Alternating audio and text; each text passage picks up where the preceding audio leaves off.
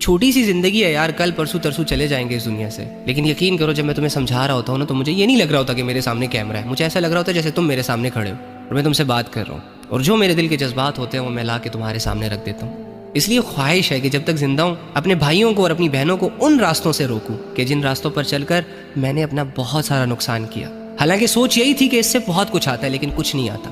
بہت بڑے لیول پہ جا کے نا دنیا کو لات مار کر واپس آ کر تمہیں یہ بتا رہا ہوں کہ کچھ نہیں ہے، فائدہ نہیں ہے، فراڈ ہے، جھوٹ ہے، بکواس ہے، اور اتنے یقین سے تمہیں کہہ رہا ہوں کہ خدا کی قسم اللہ سچ کہہ رہا ہے، سچ کہہ رہا ہے، سچ کہہ رہا ہے، کیونکہ وہ جھوٹ سے پاک ہے۔ وَمَا الْحَيَاةُ الدُّنْيَا إِلَّا مَتَاعُ الْغُرُورِ، یہ دنیا کی زندگی دھوکے کے سوا کچھ بھی نہیں ہے۔ بادشاہ تخت پہ بیٹھ کر سیٹسفائیڈ نہیں ہے، غریب غربت میں سیٹسفائیڈ نہیں ہے، امیر امیری میں سیٹسفائیڈ نہیں ہے، بیمار بیماری سے سیٹسفائیڈ نہیں ہے، صحت مند صحت کی حالت میں سیٹسفائیڈ نہیں ہے، گنہگار گناہوں کو کرنے کے بعد بھی مطمئن نہیں ہے، سوائے ایک شخص کے، الا بذکر اللہ تطمئن القلوب۔ وہ شخص مطمئن ہے، وہ شخص اطمینان میں ہے جو اللہ کے ساتھ جڑا ہوا ہے۔ اگر کما رہا ہے تو حلال کما رہا ہے، اگر کر رہا ہے تو حلال کر رہا ہے، اگر جی رہا ہے تو حلال طریقے سے جی رہا ہے، اگر خواہش پوری کر رہا ہے، لذت لے رہا ہے تو حلال طریقوں سے لے رہا ہے۔ تو آؤ اللہ کی ٹیم میں، اللہ کے بندو، دروازے بند تو نہیں ہوئے۔ تم سے بڑے بڑے گنہگار اللہ رب العزت کے در پر آ کر خود کو ٹھیک کر کے